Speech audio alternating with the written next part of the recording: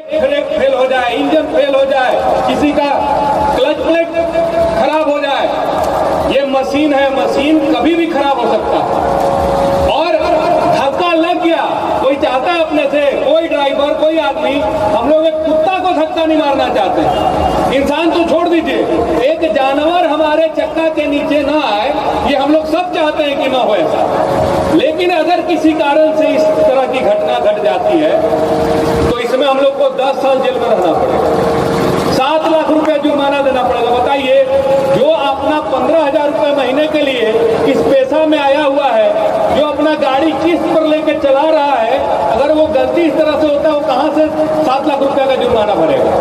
वो कहां से 10 साल तक के जेल भोगेगा? यानी कि पूरा जीवन जेल में चला जाएगा। जब इसका विरोध होने लगा तब गृह मंत्री जी बोले नहीं नहीं नहीं, हम इस पर बाद में बात करेंगे, अभी इसको हम लोग थोड़ा देर के लिए रख देते हैं। और भारतीय न्याय संहिता के धारा 106 1 और 2 में इसका प्रावधान कर दिया गया। तो ये सिस्टम, पहले हेलमेट पर 100 रुपया फाइन लगता था, हेलमेट आप नहीं पहन के गए हैं, गाड़ी पकड़ा गया तो 100 रुपया फाइन लगता था, अब 1000 हो गया। सीट बेल्ट नहीं लगाने पर 5000 फाइन हो गया। और कोई पोल्यूशन का झंझट है तो उसमें 25 हजार तक फाइन चला जा रहा है।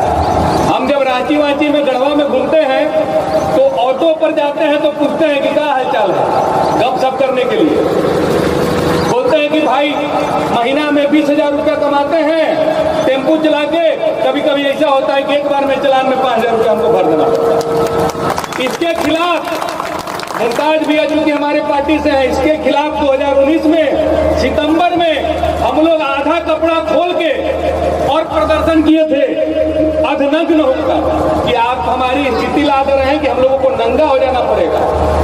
आप जागरूकता फैलाइए, आप कानून बनाइए, लेकिन वसूली का आप जरिया मत बनाइए कि नहीं कोई हेलमेट नहीं लगाएगा तो 1,000, बेल्ट नहीं लगाएगा तो 5,000, पोल्यूशन नहीं रहेगा तो 25,000। ये सब करके आपसे तो लूट रहे हैं और देश को कहां फंसा के रखे हैं? तो चीन, पाकिस्तान, गाय गोबर, हिंदू मुस्लिम मंदिर मस्जिद में फंसा के और आप पूरे बर्बाद करने में लगे।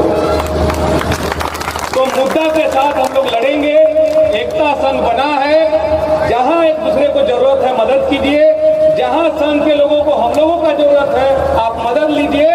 और 4 का जरूरत है किसी भी संघ को चलाने के लिए, 4 का कार्यकर्ता, कोष, कार्यक्रम और कार्यकर्ता, कोष, कार्यालय और कार्यक्रम।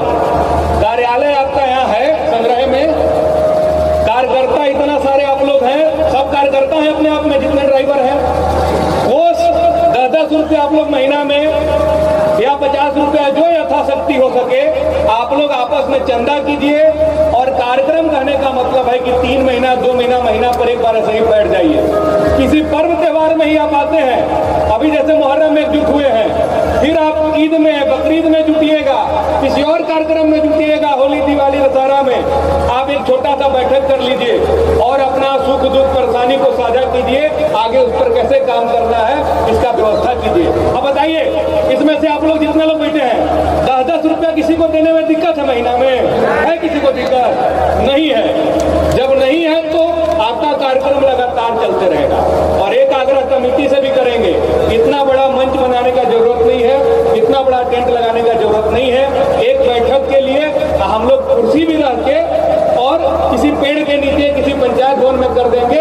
ये पैसा का बर्बादी है और ये कोई राजनीति नहीं है आप लोग कर रहे हैं कि आपके पास कहीं ना कहीं से फंड आते हैं। इसलिए जार मंगाइए, गिलास रखिए, आपस में उठा के पानी पिएंगे, कोई माला भूखे फूल का जरूरत नहीं है। ये तो एक दूसरे का सहयोग के लिए एसोसिएशन बना है, सहयोग करेंगे हम लोग, जितना बनेगा हम लोग एक साथ खड़े रहेंगे, इसी नीति के साथ हम लोग आगे बढ़ेंगे। इसी के साथ क्योंकि हमको और मुमताज भैया को जाना है शांति समिति के बैठक में, हम लोग आपसे इजाजत भी लेंगे और वादा करते हैं कि सिर्फ संगठन नहीं, एक नौजवान होने के नाते ज्यादातर 90-95% यहाँ युवा बैठे हुए हैं। अपना हक के लिए समय निकालिए, अपना हक के लिए बोलना सीखिए, अपना हक के लिए लिखना सीखिए। भले वो सोशल मीडिया हो, भले वो आपका गांव का चौपाल हो, चाहे आप कभी 4 लोग गुमटी पर खड़े हैं तब भी। और एक वादा आप लोग कीजिए, कितना शादी नहीं हुआ है? अरे कितना लोग का शादी हो गया है इसमें से? लगभग लोगों का।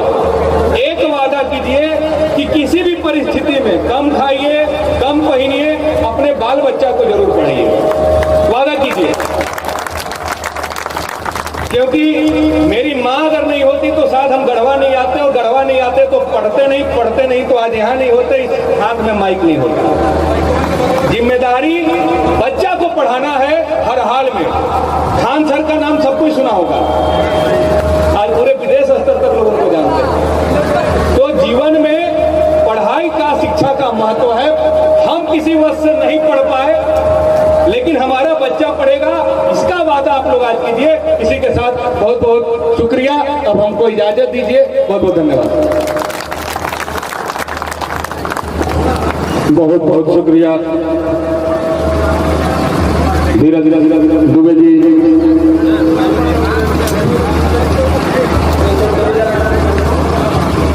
अब जो मुख्य वक्ता थे, पीसी कमेटी का मीटिंग था इसलिए निकल रहे हैं। अब संगठन से जुड़े जो मौजूदा जमीन पर के लोग हैं वो बचे हुए हैं। अब संगठन के लोगों से आग्रह है कि इसमें प्रखंड अध्यक्ष कौन कौन आए हुए, आप अपना हाथ उठाइए। तो प्रखंड अध्यक्ष आप हैं, ऊपर आइए। और प्रखंड अध्यक्ष, और प्रखंड अध्यक्ष कोई नहीं है? हाँ, एक प्रखंड आइए, ऊपर आइए। जो भी प्रखंड अध्यक्ष होंगे आ जाइए। 1 मिनट का बाइट हो रहा है, उसके बाद हम लोग का प्रोग्राम चलेगा आगे।